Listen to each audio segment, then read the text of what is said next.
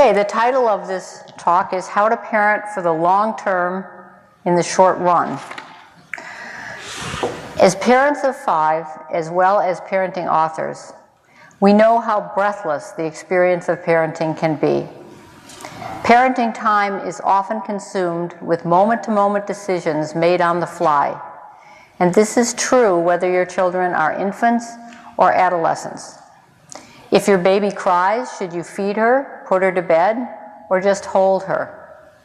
If she's having trouble getting to sleep, should you let her cry? Should you let your cranky 1-year-old have the bottle you're trying to help her give up? How do you respond when you turn your back for 1 minute and your 3-year-old hits your 1-year-old? Or your 1-year-old knocks down the Lego city that your 3-year-old just spent half an hour building? What do you do when your 2-year-old melts down in the supermarket just as you reach the checkout counter? What do you say when your 5-year-old swears she didn't eat the candy she wasn't supposed to have before dinner, but you are quite convinced she ate it? How do you respond when your 6-year-old won't practice the piano? What do you do when your 7-year-old knocks over the checkerboard because he's losing and stomps out of the room? What is the correct response to get your 10-year-old to do her homework? How can you get your adolescent to help out more around the house, keep to the curfews you've set, and let you in on what is going on in her life? These very few examples don't begin to capture the multiplicity of dilemmas and choices that confront parents at every moment. But they do illustrate that day-to-day parenting can become entirely about achieving short-term goals: getting the baby to sleep, getting the toddler dressed, keeping siblings from provoking each other, keeping grammar school children on top of their homework, keeping adolescents safe and productive, and so forth. Parents' concerns tend to be short-term as well. Is my baby sleeping through the night, rolling over, sitting up, walking, and talking at the right time? Shouldn't my 2.5-year-old be toilet trained? Why doesn't my 3-year-old want to separate from me at preschool? And so on. We would like to take this precious time that you have chosen to share with us to ask you to step back from the whirlwind of actions and reactions that envelop your daily lives and to reflect on your long-term goals as parents.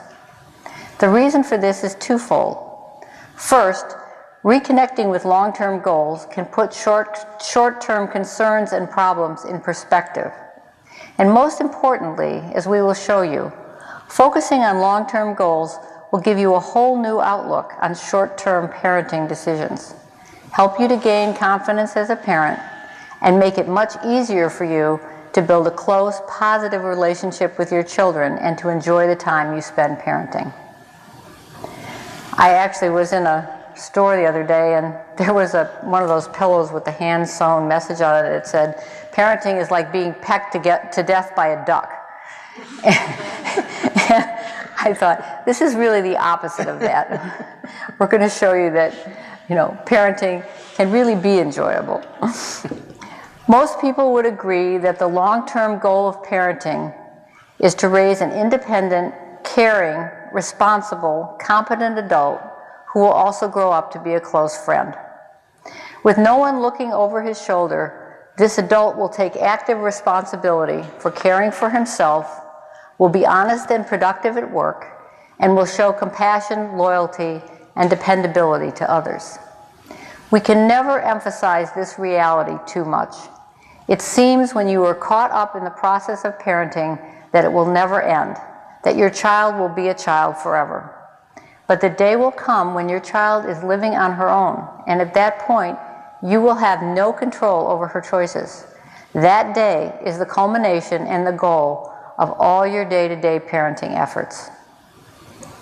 The question arises then, what is the best way to parent your child so that she will make good choices in all areas of her life when she, and not you, is in charge of her everyday experience?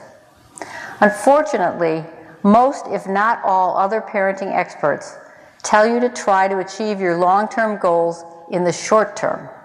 That is, to try to get your child to behave now the way you want her to behave when she's an adult living on her own.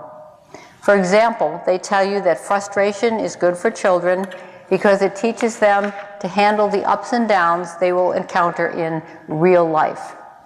That children need to learn that they can't have everything they want. That in order to become independent, babies and children need to play alone for some part of every day. That children who are untruthful should be punished. Otherwise, they will continue to lie when they grow up. That children should take responsibility for chores from an early age in order to learn to be responsible adults. That treats, presents, and even your company should be conditional upon the child's good behavior. That constantly giving children what they want spoils them. That too much attention is bad for children because it makes them self-centered and attention addicted. That always comforting a crying child will teach him to cry to get attention. That if you do things for children they can do for themselves, get them dressed, help with homework, they will never become self-sufficient. That children need to learn there are consequences for their actions. That being nice to children who are misbehaving rewards and encourages their bad behavior, and on like that.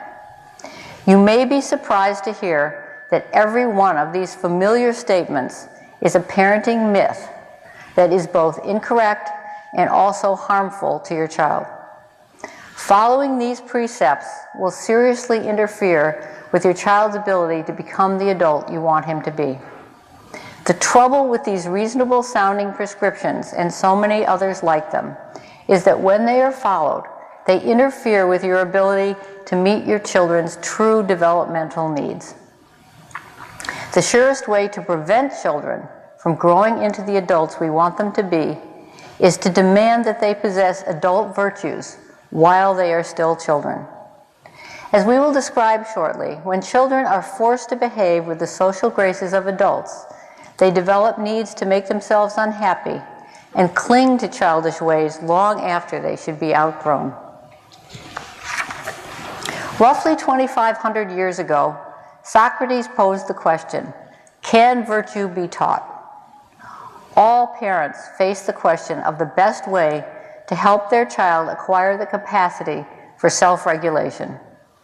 History has shown that we cannot rely on the four most common methods of trying to teach children to be virtuous. Disciplinary measures, including disapproval, timeouts, and consequences. Moral instruction, permissiveness, and rewards. Think how many adults who lie, cheat, or commit crimes of various kinds know right from wrong and do wrong anyway, know the penalties for wrongdoing, and stray anyway. The only reasons people with a free choice consistently choose virtue are that they have never developed needs for unhappiness and that they have a stable inner well-being that is based on the knowledge of being loved, lovable, and loving, which makes them feel happiest when they are good to themselves and good to others. Put differently, adults choose to be consistently virtuous because they find it is the most pleasurable way to live, not because they are worried about being punished or disapproved of. Children develop a stable appetite for virtue, compassion, and self-regulation when parents understand the true nature of their children's minds and emotions and accurately tailor their expectations to fit their children's developmental stage. Our discovery, which has been supported by many subsequent child development studies, is that the child is born in love with her parents and believes that every experience she has is intended by them and good for her. In this way, the child's mind is very different from the adult mind. Every baby and young child equates effect and cause. If she feels happy and comfortable, she is convinced that her parents want her to feel that way and that what she feels is how she should feel. But if she feels unhappy and uncomfortable and no one is there to comfort her, she is convinced that her parents want her to feel that way and that what she feels is how she should feel. When parents consistently respond positively and lovingly, their young child wants only more of the happiness she feels at being able to cause her parents' caring responses. When parents follow bad parenting advice and leave babies to cry themselves to sleep, to wait unhappily until the next feeding, isolate unhappy or angry toddlers, and so on. Children confuse the unhappiness they feel with happiness because they assume that whatever they feel is what their parents want them to feel and is good for them. As a result, children who are left to cry uncomforted develop needs for the unhappiness they feel because they have confused this unhappiness with ideal happiness. And because they have no language, no standard of comparison, and no ability to know that when parents leave them uncomforted, parents are acting out of misguided but good intentions, babies and young children never doubt that the unhappy feelings they come to want are not true happiness. As adults, they continue to need some degree of unhappiness, which is why we called our self-help book for adults Addicted to Unhappiness.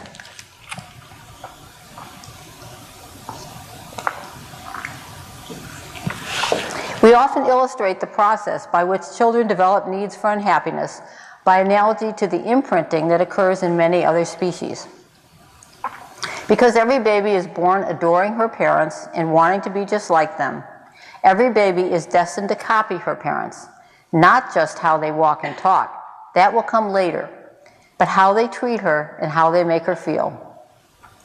Long before she develops speech, locomotion, or cognitive reasoning, a baby will throw her heart and soul into the effort to make herself feel just like she feels when she is with her parents. The parenting process is transformed when we keep in mind both the nature of the child's mind and our long-term goal, the adult we want to produce. Instead of focusing on trying to get the child to behave in certain adult ways, sleeping through the night, eating on schedule, the short-term goal changes. You want to take every opportunity to help your child feel loved, lovable, comforted, and happy, and to help her to trust that when she is unhappy, you will do everything you can to help her feel better, so that in the long run, she will copy you and become compassionate, caring, and competent, and will never develop needs to make herself or others unhappy. The difference between this perspective and traditional child-rearing advice is vast. To illustrate, the goal of helping babies sleep changes from getting them to sleep through the night to helping them to put themselves to sleep without ever having to cry hysterically. The goal of responding to your mobile toddler changes from teaching her that there are things she shouldn't touch to making her environment safe for exploration. Your goal with the toddler also changes from trying to get her to play by herself so as to become independent to being especially available to her so that her primary happiness can become stable and she can experience true independence.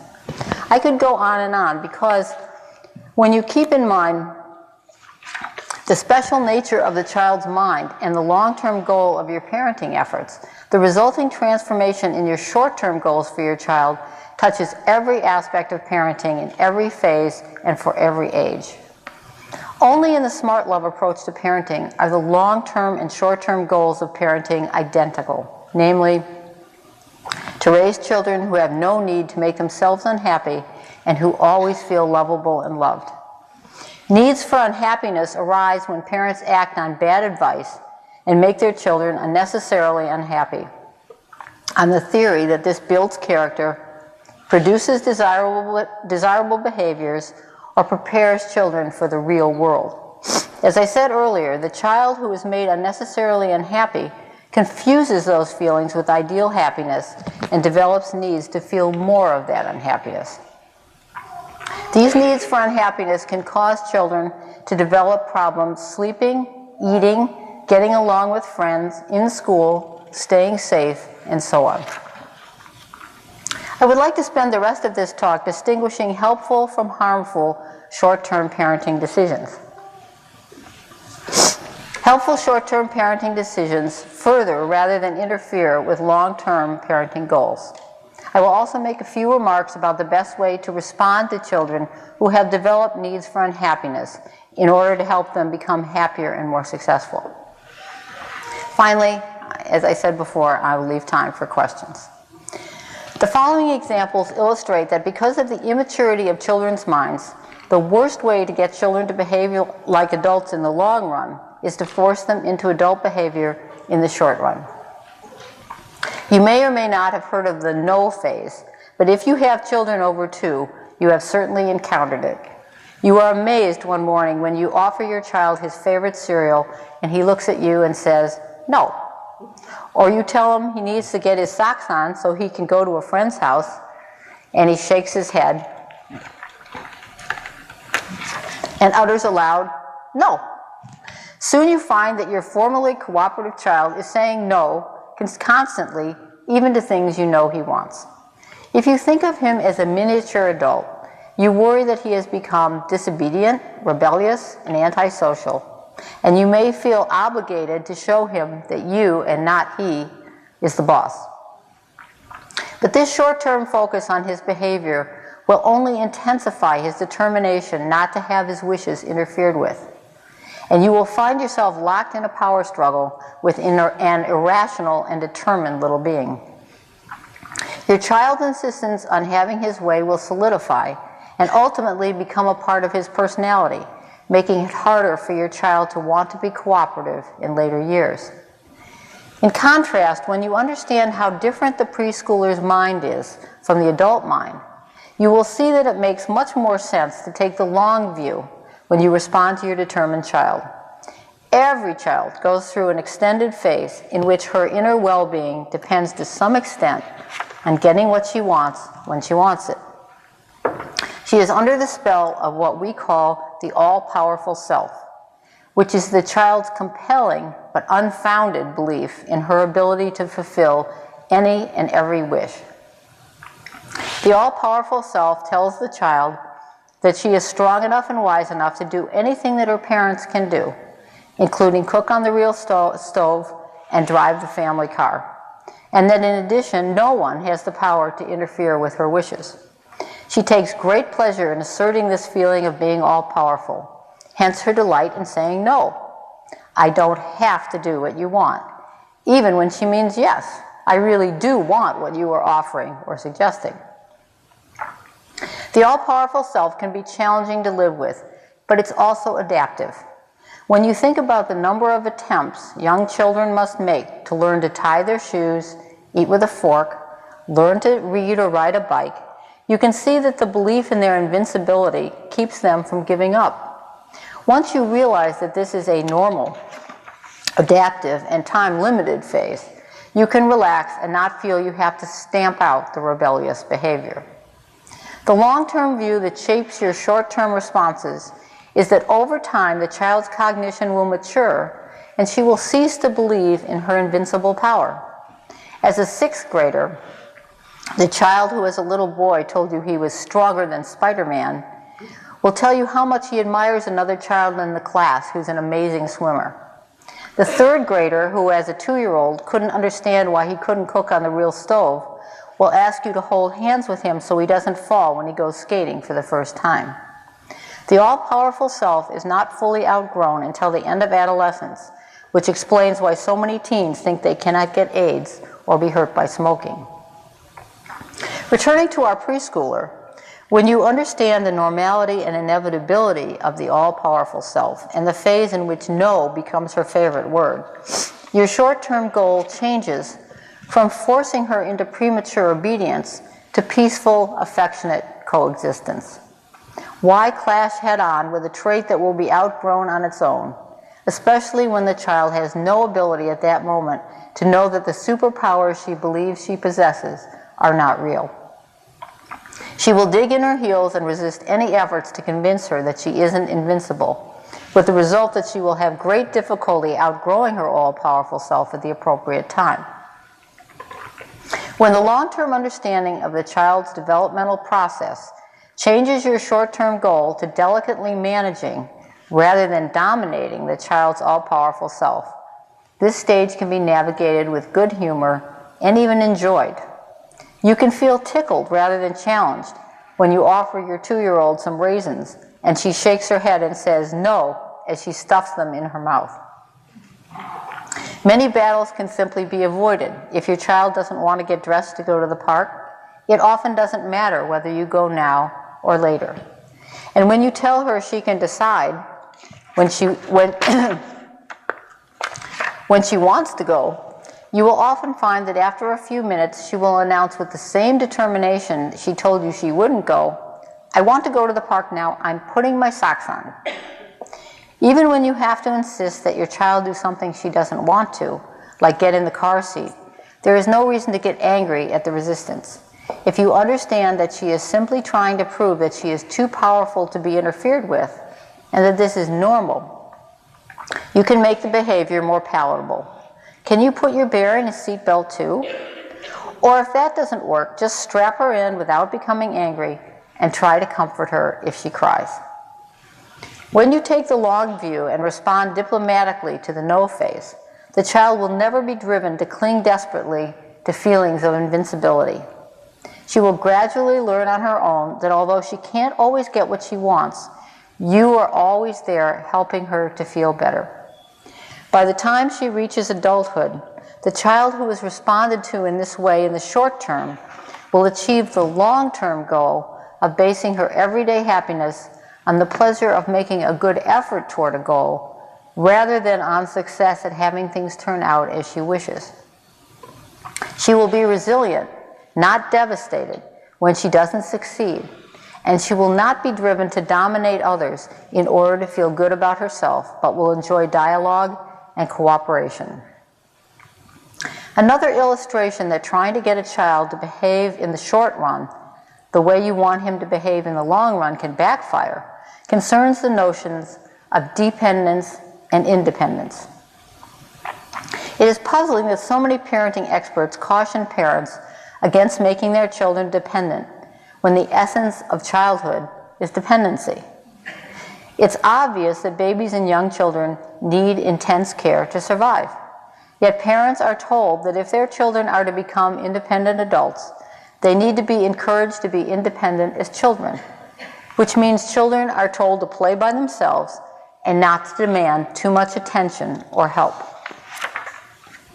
These short-term strategies for developing independence in children backfire because they rest both on a misconception of what true independence represents and also on a misunderstanding of children's minds and needs.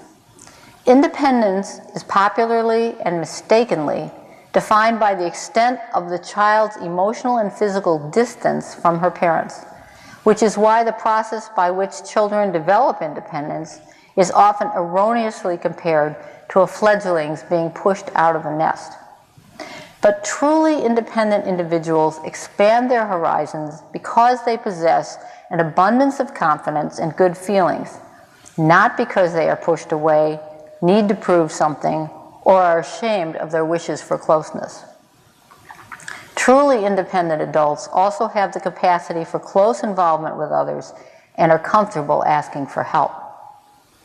I described earlier how every child is born assuming that the way she feels is the way her parents want her to feel and the way she wants to feel and should feel, and how every child needs to reproduce for herself the feelings she experiences with her parents.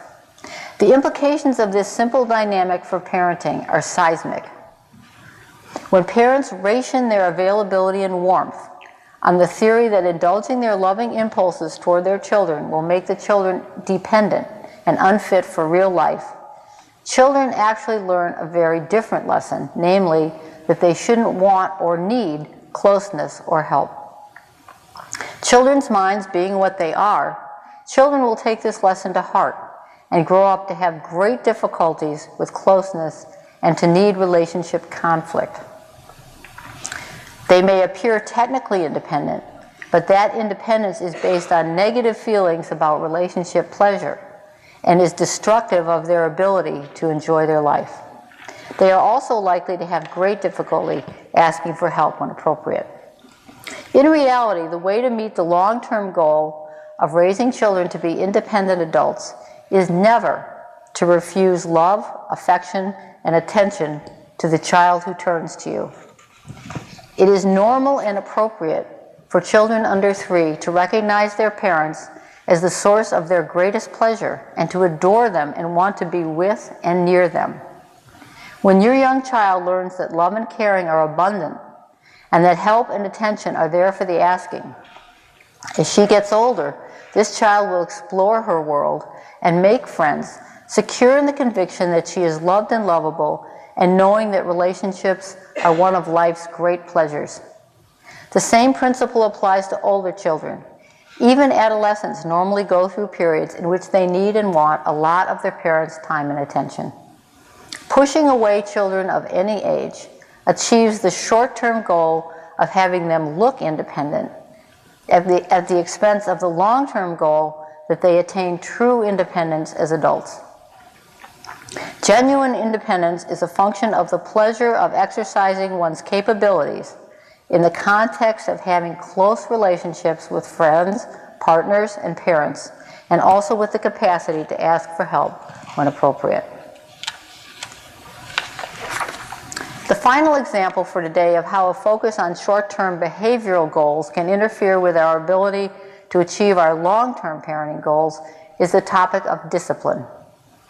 Parents are sometimes told that disciplinary methods are magical, as in the popular book, 1, 2, 3, Magic. But in reality, these disciplinary methods work for only one reason. We are bigger and stronger than our children.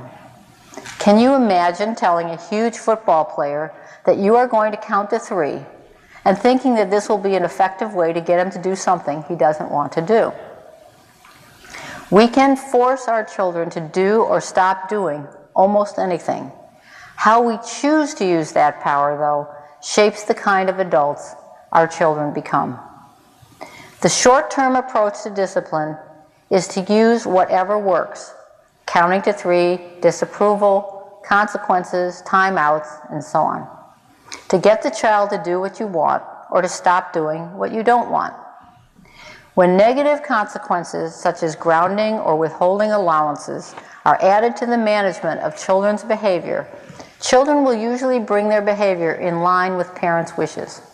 But what they learn is that might makes right, to treat themselves harshly when they make a mistake, and to feel angry and use aggression toward others who don't do what they want. So in the short term, disciplinary measures can make children behave. But these measures sabotage our long-term goal of nurturing an adult who will be good to herself and compassionate and tolerant toward others. The smart love approach is to keep in mind that children love us and will copy how we treat them.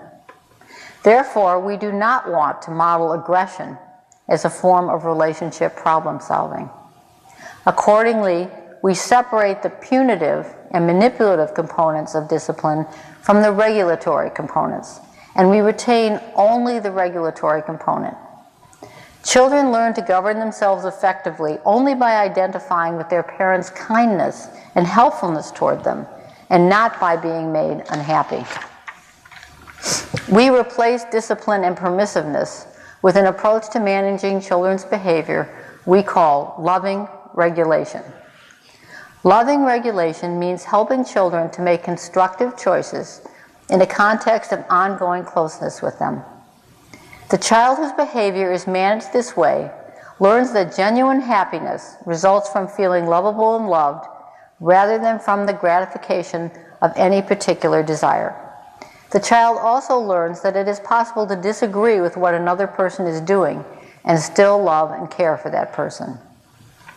Let's say that your 2.5-year-old keeps reaching for the knobs on the stove after you patiently explain that he can't touch the stove because it will give him an owie. If you yell, slap his hand, or give him a timeout, he may well stop reaching for the stove, but he will also have learned to use power coercively against those who don't do what he wants. Moreover, these disciplinary measures interfere with the long-term goal of nurturing an adult who will do the right thing when no one is looking over his shoulder, because disciplinary measures cause resentment and rebelliousness. One way to get even is to do the forbidden thing as soon as no one else is around. If you respond to this preschooler who is reaching for the stove with loving regulation, knowing that the child's all-powerful self is trying to prove that it cannot be interfered with, You will be as diplomatic as possible and will either find something fun for her to do, bang spoons on pots, pour water, or gently move her to another part of the house where you can get her absorbed in a different activity. If she cries, you will understand that she is in an age when it is hard not to get what she wants when she wants it, and you will do your best to comfort her. Loving regulation protects the child from the stove, while at the same time it shows the child that she can feel loved by and loving toward those who don't agree with her choices. Because she is being guided in an affectionate and tactful way, she does not develop either resentment or needs to prove when no one is around that she can do what she wants after all. If time permitted, I could give you many more examples illustrating how making children behave like adults in the short run interferes with our long-term goals as parents. I will mention just a few, all of which are discussed more fully in our parenting book. Punishing the child who lies to teach him to be more truthful. Grounding the child who doesn't do chores to make her more responsible. Promising the child a reward for getting good grades. Showing disapproval toward toddlers who grab and don't share in order to teach them generosity. Giving the whining child a timeout to teach her to talk in a less irritating tone of voice. Withholding help from the frustrated child in order to teach him persistence.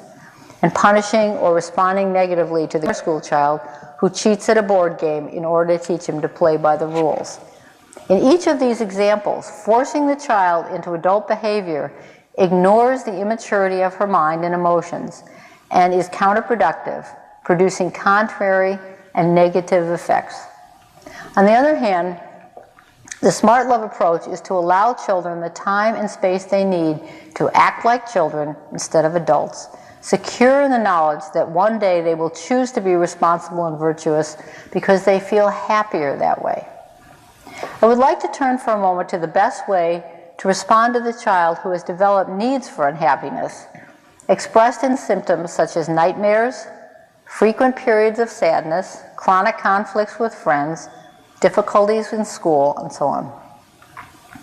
Lecturing and punishing children who have developed needs for unhappiness does not work, because these children have unknowingly equated unhappiness with parental love and affection, and they continue to want and need this mislabeled unhappiness. Punishments and other negative responses further entrench the child's need for unhappiness, because the more unhappy you make him, the more he unknowingly concludes that this is how you want him to feel. The only effective way to help the child who has become addicted to unhappiness is to treat him as he needed to be treated earlier, with loving regulation rather than with discipline and tough love. You may have to insist on certain behaviors. He has to go to school, wear his helmet bike riding, he cannot hit his younger sister, and so on.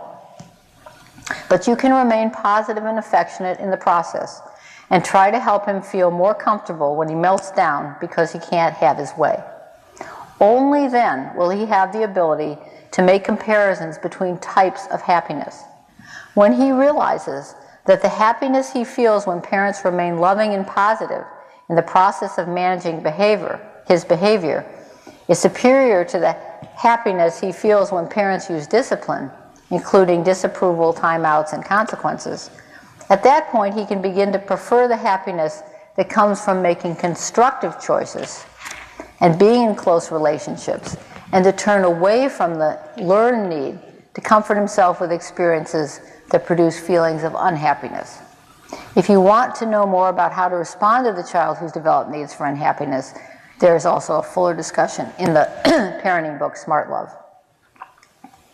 I would like to end my remarks by noting that perhaps the most difficult aspect of parenting is to parent in the short term while simultaneously keeping in mind your long-term goal, nurturing an adult who will take good care of herself, be compassionate to others, and work productively when no one is looking over her shoulder. The problem is that you cannot use your child's behavior as a guide to whether you are parenting successfully for the long term. For example, just because you can make a 2-year-old share does not mean that she will grow up to be altruistic. In reality, by demanding adult virtue from a child who's in a normal phase of wanting to have what she wants when she wants it, you are making it more difficult for her to outgrow this phase and develop the capacity for generosity. I have known more than one child who was forced to share as a 2-year-old who habitually stole as an 8th grader. By the same reasoning, a 2-year-old's inability to share is not a sign that she won't be a generous adult, but is phase-appropriate behavior. She will outgrow her obsession with having what she wants on her own, particularly when friends become more important to her than things, and she realizes that sharing makes friendships go more smoothly. Your short-term goal as a parent is not to pressure your child prematurely into grown-up behavior, but to allow her to take the time she needs to become an adult, namely, all of childhood. Letting children be children is easier said than done because so many of us grew up believing that children are by nature manipulative, selfish, and untruthful, and therefore that children will take advantage of kindness. In this view, criticisms, punishments, and lessons are required to make children adequately socialized. It can be difficult to shift gears and accept that children's controlling inborn motive is to experience positive relationship pleasure with their parents, and that when development goes wrong, it is because discipline and excessive expectations have taught children to want and need unhappiness. One advantage of this new perspective on parenting is that it allows you to relax and enjoy your child and his childhood. Many of the behaviors that may have concerned you can now be seen as normal, phase-appropriate behaviors that will be outgrown better if they are handled in a relaxed and non-judgmental way. You are free to enjoy your child without worrying that you are not training him properly. Enjoying him and allowing him to enjoy you is not only pleasant, but the best way to attain your long-term goals as a parent. The most effective way to help your child through the inevitable ups and downs of childhood is not to lecture or punish, but to do what in your heart you really want to do. Offer love, hugs, and gentle guidance, knowing that your instinct to respond positively is not something you have to ration, but is the best way to help your child develop into the adult you want him to become. Thank you.